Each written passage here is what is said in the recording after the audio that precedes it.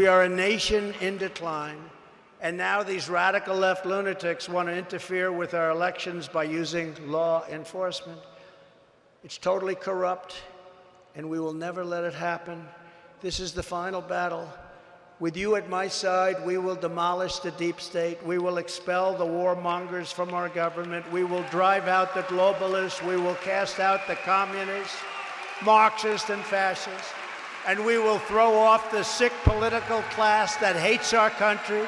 We will rout the fake news media, and we will defeat crooked Joe Biden.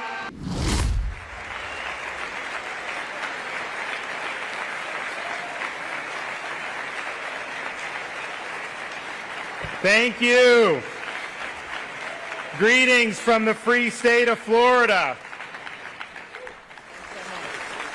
Appreciate it. God bless you all.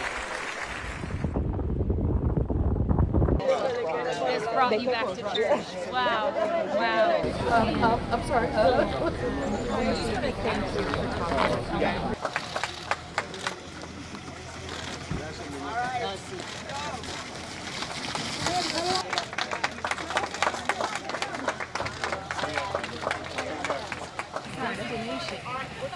No sabemos.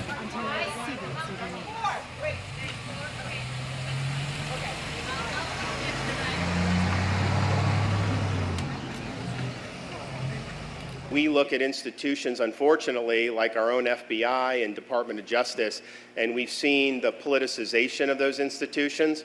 We've seen them be weaponized against Americans. Pro-life activists can have the SWAT team come at them. Meanwhile, Hunter Biden, he would have been in jail if he were a Republican, and we all know that. So that's, I think, been a frustration to see how that is wielded. So I can't speak about that because I haven't seen it, but I can tell you one of my jobs as president will be to end the weaponization of these agencies, and I will get that job done. We will make it happen. Yes, sir.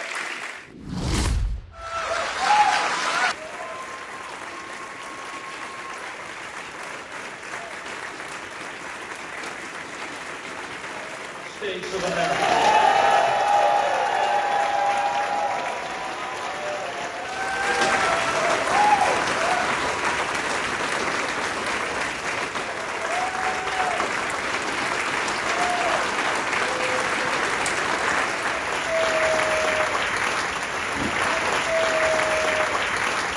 The American people deserve to know that on that day, President Trump also demanded that I choose between him and the Constitution. Now voters will be faced with the same choice. I chose the Constitution, and I always will.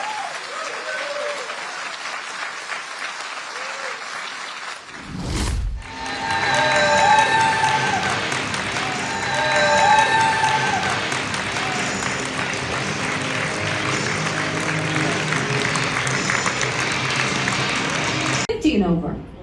But what I'm saying is these are people deciding our national security.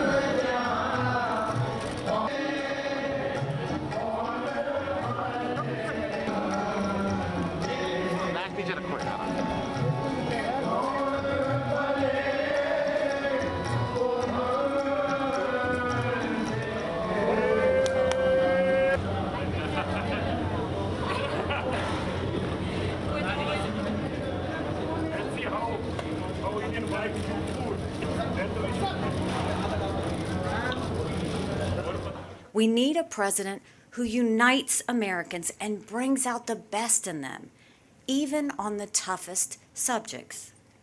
That will be my approach as president. I believe in conversation. I believe in compassion. I believe in empathy, not anger. We're not just talking about policy here. We're talking about people.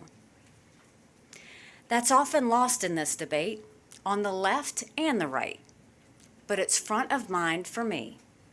I acknowledge the humanity of both the unborn baby and the pregnant mom. I know how hard pregnancy can be. Some days you're so sick you can't get out of bed. You worry if you're up for raising a baby. and you know you're going to need a lot of help. That's what I felt during my pregnancies.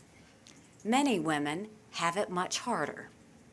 I desperately wanted a child. I had a loving family eager to help out.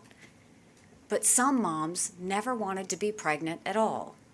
Some are single with no one to help and no idea on how to raise a baby while keeping a job. I had a friend who was raped. I know the anguish she went through worrying that she would have an unwanted pregnancy. It was an anguish I wouldn't wish on anyone. We can't ignore the fears those women face. I will never downplay these difficulties as I fight for life, and I won't demonize those who disagree with me. Culture of fear is really what's occurring. If you ask me, the best measure of the health of any democracy in America, if you ask me, the best measure of the health of any democracy. So, the reason I'm doing this is because the rest... These two things can't make sense at the same time if you're operating according to principles of logic. But if you're operating according to a quasi-religious cult, then you can establish. Thank you. Thank you. I appreciate it. I appreciate it. Make a little shared announcement. Now, I want to be very clear. I am in a presidential primary running against that individual, Donald Trump. But what I'm about to say has nothing to do with Donald Trump and everything to do with the integrity of an election and the integrity of a self-governing democracy. So I don't care whether you root for Trump or whether you don't.